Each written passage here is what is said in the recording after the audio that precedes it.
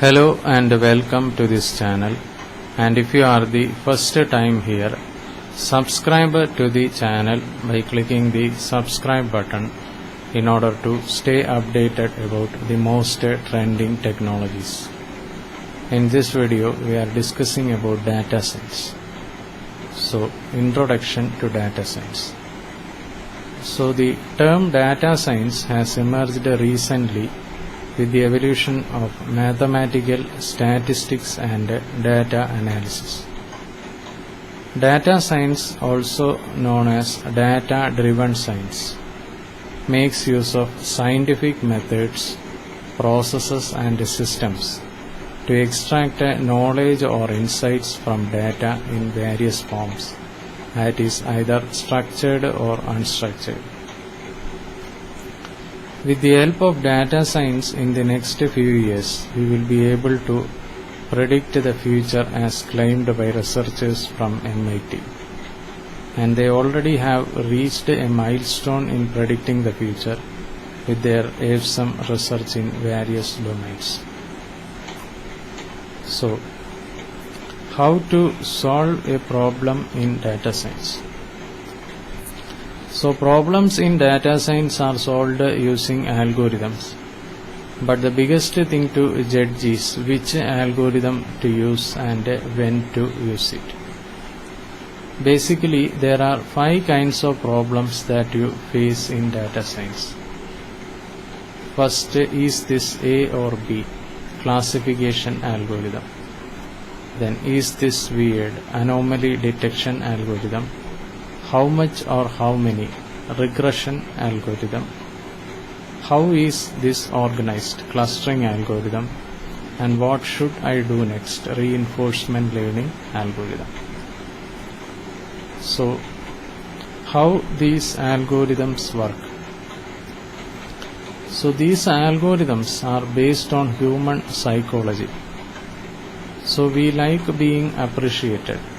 Right, so computers implement these algorithms and expect to be appreciated when being trained. How? Let us see. So rather than teaching the computer what to do, you let it decide what to do, and at the end of that action, you give either positive or negative feedback. Then, data science life cycle. So a common mistake made in data science projects is rushing into data collection and analysis without understanding the requirements or even framing the business problem properly. Therefore, it is very important for you to follow all the phases throughout the life cycle of data science to ensure the smooth functioning of the project. First, discovery, then data preparation, model planning, model building, operationalize, and then communicate the results. So, discovery. So, before you begin the project, it is important to understand the various specifications, requirements, priorities, and required budget. And you must possess the ability to ask the right questions, and here you assess if you have the required resources present in terms of people, technology, time and data to support the project. And in this phase you also need to frame the business problem and formulate initial hypothesis to test. Then, data preparation. In this phase, you require an analytical sandbox in which you can perform analytics for the entire duration of the project, and you need to explore pre-process and condition data prior to modeling. Further, you will perform ETLT, extract, transform, load and transform, to get the data into the sandbox. So let us have a look at the statistical analysis flow. First, preparing the analytics sandbox, performing ETLT, data conditioning, then survey and visualize. Then model planning.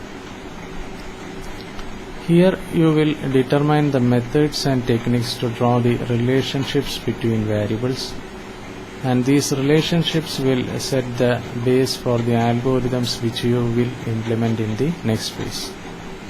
And you will apply exploratory data analytics (EDA) using various statistical formulas and visualization tools.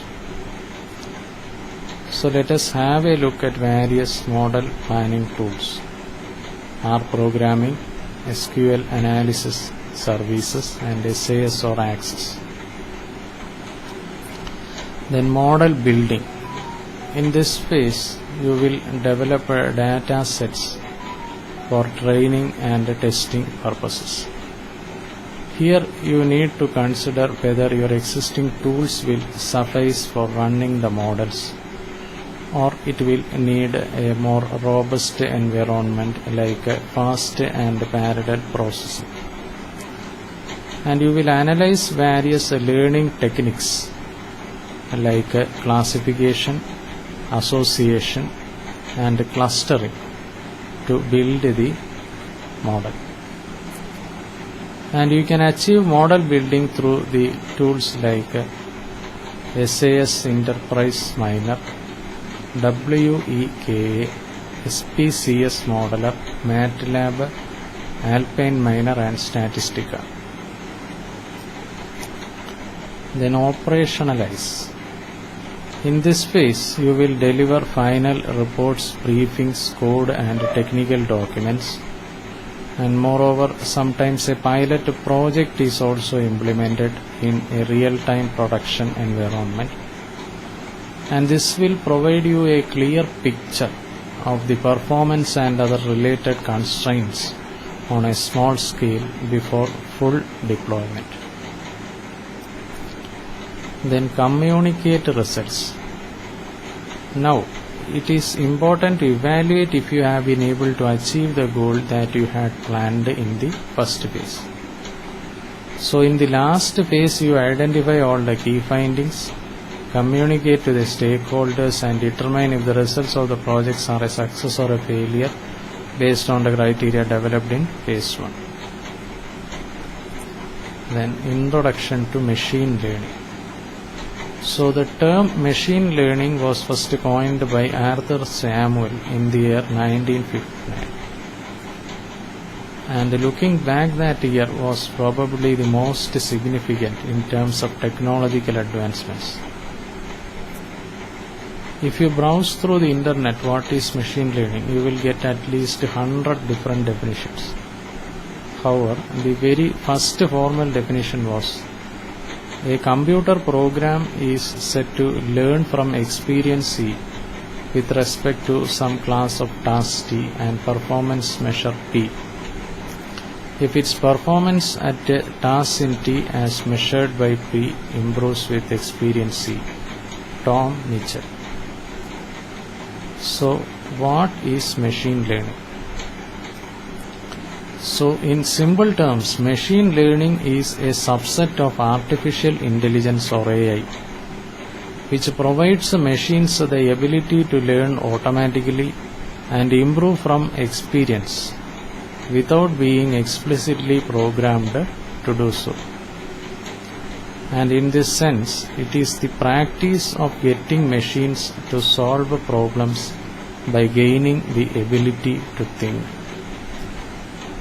So how machine learning works?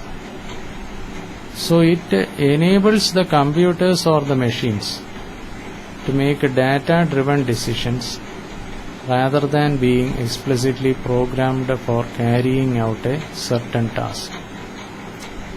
And these programs or algorithms are designed in such a way that they learn and improve over time when exposed to new data. But wait, can a machine think or make decisions? Well, if you feed the machine a good amount of data, it will learn how to interpret, process, and analyze this data by using machine learning algorithms. And a machine can learn to solve a problem by following any of the three approaches.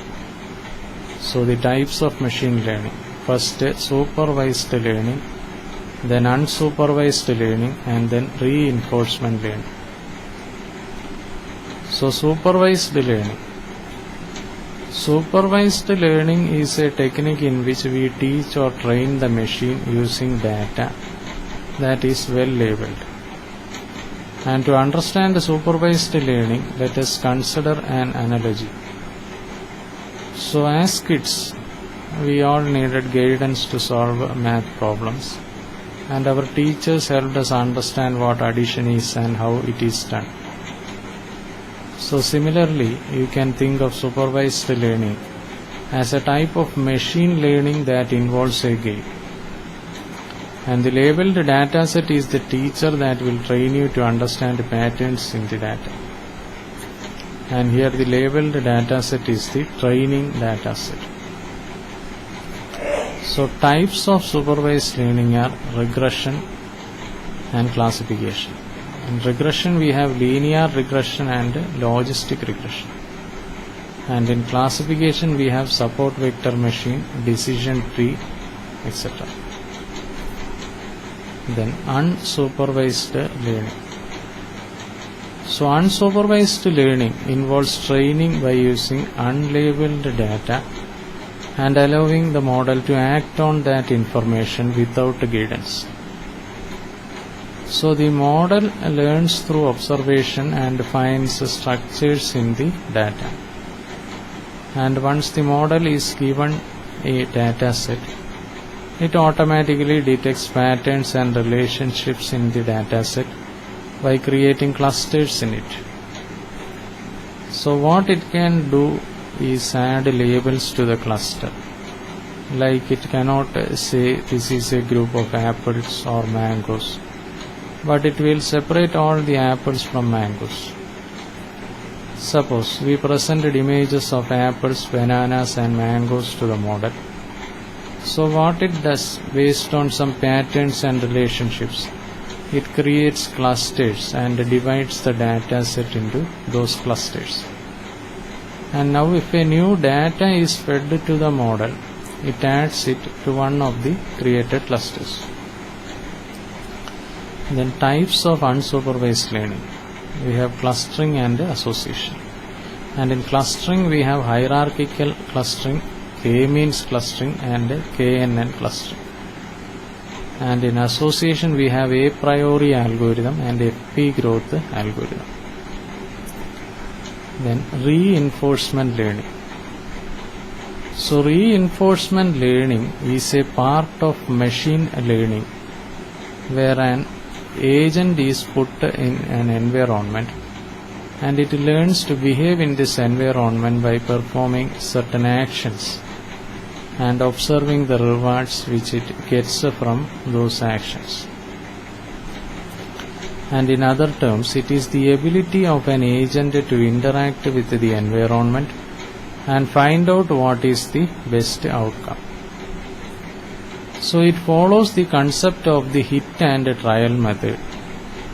The agent is rewarded or penalized with a point for a correct or a wrong answer, and on the basis of the positive reward points gained, the model trains itself. And again, once trained, it gets ready to predict the new data presented to it. So this type of machine learning is comparatively different. So types of reinforcement learning are positive and negative. Then languages to work with the data science. So a programming language is an arrangement of a set of instructions written in a way to generate various kinds of output. And these are used in computer programs that help in implementing various algorithms and have a wide range of applications. So talking about data science, we have several programming languages that provide a comprehensive set of libraries for performing various data science functions. And a data scientist must have command over at least one language in order to optimize the process.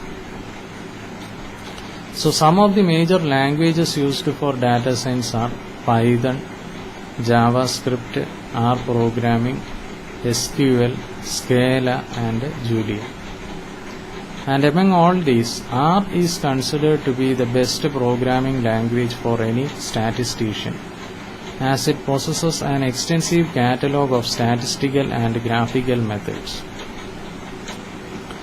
Python, on the other hand, can do pretty much the same work as R, but it is preferred by data scientists or data analysts because of its simplicity and high performance. R is a powerful scripting language and highly flexible, with a vibrant community and a resource bank, whereas Python is a widely used object-oriented language that is easy to learn and debug. So Python for data science. So Python is no doubt the best suited language for a data scientist. So the few points that will help you understand why people go with Python for data science. First, driven by vast and active community.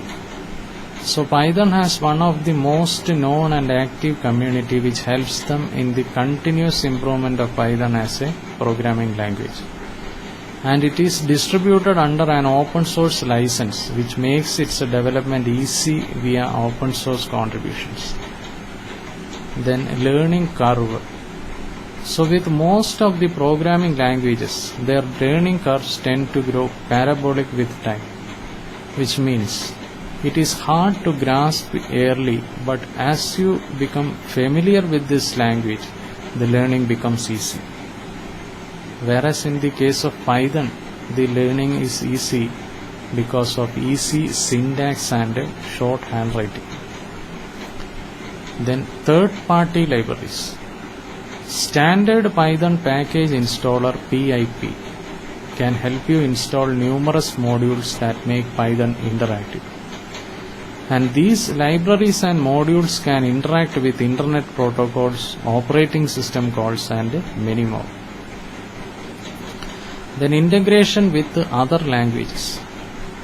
So integration libraries like Cython and Jython make Python integrate with C or C++ and Java for cross-platform development. And this makes Python even more powerful, since we all know every language has its own purpose. So using these libraries, you can enjoy the powerful features of each language. Then R programming for data science. So R is basically an open source programming and statistical language. It is a multi-purpose programming language popularly used in the field of data science. Data manipulation.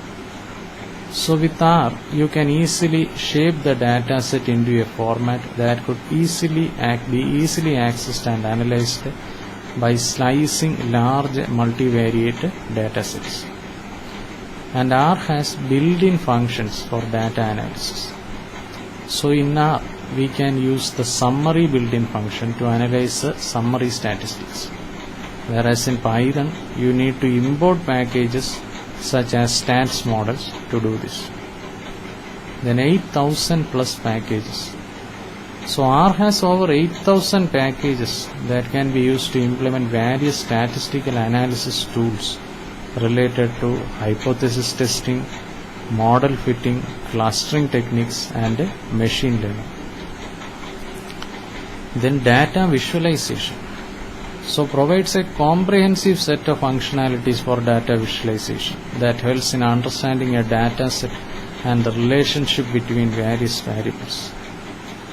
Then massive community support. So R is the most sought after technology because of its ingenuity and community support.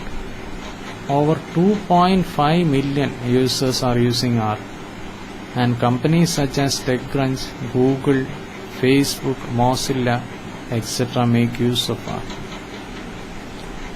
Then data science tools. So the main feature of data science tools is that you don't have to use programming languages in order to implement data science functions. and they come with predefined functions, algorithms, and a very user-friendly GUI. So hence they can be used to build convoluted machine learning models without the use of a programming language. So several startups and tech giants have been working on developing such user-friendly data science tools. However, since data science is a very vast process, it is often never enough to use one tool for the entire workflow. So let us take a look at data science tools used for the different stages in a data science process. So we have data storage, exploratory data analysis, then data modeling, and then data visualization. So data science tools for data storage. First, Apache Hadoop. So Apache Hadoop is a free open source framework that can manage and store tons and tons of data, and it provides distributed computing of massive data sets over a cluster of thousands of computers, and it is used for high-level computations and data processing. Then Azure HD Insight.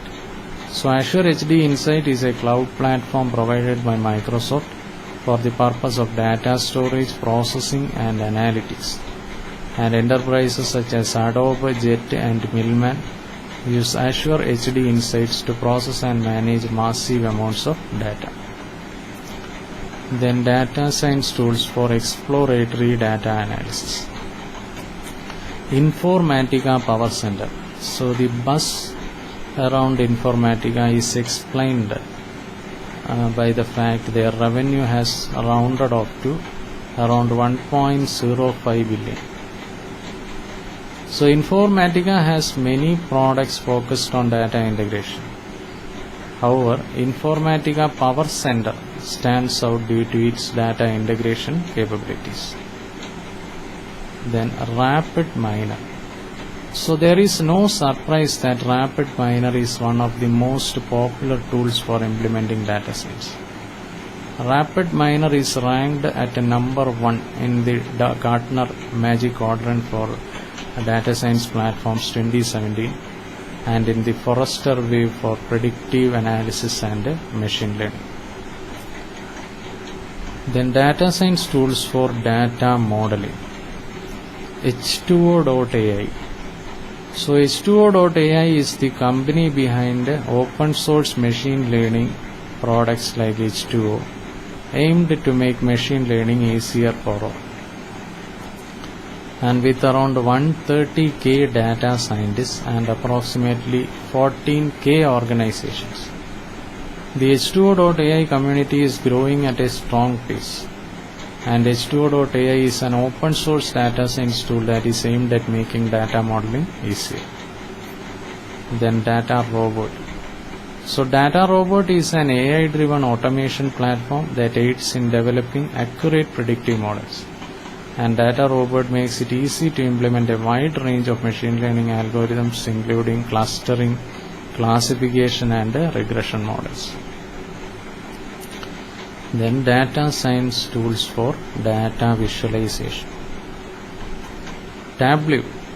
So Tableau is the most popular data visualization tool used in the market, and it allows you to break down raw unformatted data into a processable and understandable format. Visualizations created by Tableau can easily help you understand the dependencies between the predictor variables. ClickView. So ClickView is another data visualization tool that is used by more than 24,000 organizations worldwide, and it is one of the most effective visualization platforms for visually analyzing data to derive useful business insights. Then data science frameworks. So now we introduce you the best frameworks present in data science world and help in solving various data science day-to-day problems. So the best frameworks are TensorFlow, PyTorch, Scikit-learn, Spark and Ml Lib. So TensorFlow. TensorFlow is a library based on Python that provides different types of functionality for implementing deep learning models. So the term TensorFlow is made up of two terms, tensor and flow. And in TensorFlow, the term tensor refers to the representation of data as a multi-dimensional array, whereas the term flow refers to the series of operations that one performs on tensors, as shown in the image. So basically, the overall process of writing a TensorFlow program involves two steps: building a computational graph and then running a computational graph. Then scikit-learn. So scikit-learn is a library used to perform machine learning in Python. Scikit-learn is an open source library that is licensed under BSD and is reusable in various contexts, encouraging academic and commercial use. And it provides a range of supervised and unsupervised learning algorithms in Python. And it consists of popular algorithms and libraries. And apart from that, it also contains the packages like first NumPy. So NumPy is a Python package that stands for Numerical Python, and it is the core library for scientific computing, which contains a powerful n-dimensional array object. Then matplotlib.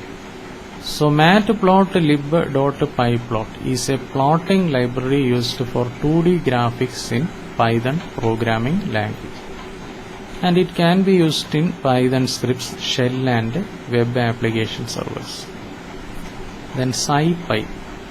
So SciPy is an open source Python library used to solve scientific and mathematical problems, and it is built on the NumPy extension and helps in data manipulation and visualization. Then PyTorch. So PyTorch is a Python based scientific computing package targeted at two sets of audiences. First, a replacement for NumPy to make use of the power of GPUs. Then deep learning research platform that provides maximum flexibility and speed. Then features. Native support. So native support for Python and use of its libraries.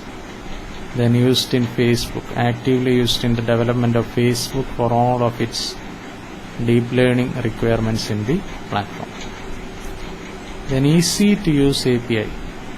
So PyTorch ensures an easy to use API which helps with easier usability and better understanding when making use of the API. Fast processing. So PyTorch is fast and feels native, and hence ensuring easy coding and fast processing. Support for CUDA. So the support for CUDA ensures that the code can run on the GPU, thereby decreasing the time needed to run the code and increasing the overall performance of the system. Then dynamic computation graphs. So dynamic computation graphs are a major highlight here, as they ensure the graph build up dynamically, and at every point of code execution the graph is built along and can be manipulated at a runtime. Now Spark Ml Lib. So Spark Ml Lib is Apache Spark's machine learning component. So one of the major attractions of Spark is the ability to scale computation massively, and that is exactly what you need for machine learning algorithms. But the limitation is that machine learning algorithms cannot be effectively parallelized, and each algorithm has its own challenges for parallelization, whether it is task parallelism or data parallelism. So Spark.ml Lib contains the original API built on top of RDTs, and it also provides higher level API built on top of data frames for constructing ML pipelines. So Spark.ml is the primary machine learning API for Spark at the moment. Then Spark Ml Lib Tools. So ML algorithms form the core of Ml Lib. Pipelines provide tools for constructing, evaluating and tuning ML pipelines. Utilities for linear algebra, statistics and data handling. Featureization. It includes feature extraction, transformation, dimensionality reduction and selection. Persistence. Persistence helps in saving and loading algorithms, models and pipelines. So ML Lib algorithms are basic statistics, regression, classification, clustering, recommendation system, dimensionality reduction, feature extraction and optimization. So some of the important frequently asked interview questions. First, what is data science and how would you say it is similar or different to business analytics and business intelligence? Then which package is used to data import in R and Python and how do you data import in SAS? Then how do you build a custom function in Python or R? What is an RDBMS? And name some examples of RDBMS and what is CRUD. Then define a SQL query and what is the difference between select and update query and how do you use SQL in SAS, Python and R language. Then what is an API, what are APIs used for, what is NoSQL and name some examples of NoSQL databases, what is a key value store, what is column storage, what is a document database.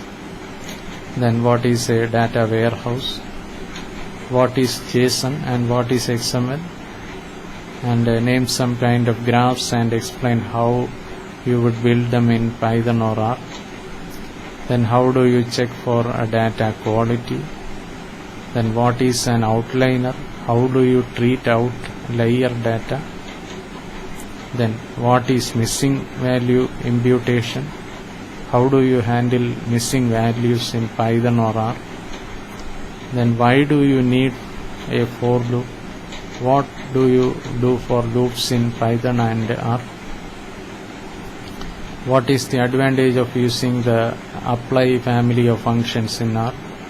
Then how do you use lambda in Python. What packages are used for data mining in Python and R. Then what is machine learning, what is the difference between supervised and unsupervised methods, what are random forests and how is it different from decision trees. Then what is logistic and linear regression and name some packages in R and Python for building regression models. What is linear optimization, where is it used and what is the traveling salesman problem. What is card and child and how is bagging different from boosting. What is a Z test, chi-square test, F test and T test. Then what are entropy and information gain in the decision tree algorithm. So these are some of the data science interview questions which can be asked in an interview. Then so who is a data science professional? So a data science professional dons many hats in his or her workplace, and they are not only responsible for business analytics but also are involved in building data products and software platforms, developing visualizations and machine learning algorithms. Now data scientists. So data scientists are those who crack complex data problems with their strong expertise in certain scientific disciplines. and they work with several elements related to mathematics, statistics, computer science, etc. And they make a lot of use of the latest technologies in finding solutions and reaching conclusions that are crucial for an organization's growth and development. Then data architect. So people with the traditional programming and business intelligence background, also good at dealing data ambiguity, have all the prerequisites to become data architects. And they are often familiar with undefined and unstructured type of data and statistics. And data architects are also creative enough to harness the data in a few ways for new insights. Then database administrators. So database administrators are responsible for administrating the collected data is an important task for organizations' decisions, and they make use of multiple software tools to store and organize data for further analysis. Then data visualizers. So data visualizers are technologies who translate data analytics into vital information for business to use, and they manage to harness the data analytics in layman's language to be able to communicate the outcome to all parts of the company. Then data engineers. So data engineers are the heart and the soul of data science, and they are responsible for designing, building and managing the big data infrastructure, and they do play a major role in developing the architecture to analyze and process the data according to the business need. Then data analyst. So data analysts deliver value to their company by taking information about specific topics and then interprets, analyzes and presents findings in comprehensive reports. And many different types of businesses use data analysts to help. And as experts, data analysts are often called on to use their skills and tools to provide competitive analysis and identify trends within industries. So this was a brief discussion on data science, and we will be discussing more on data science in the upcoming videos. And if you are the first time here, subscribe to the channel by clicking on the subscribe button in order to stay updated about the most trending technologies. Thank you for watching this video. Bye for now.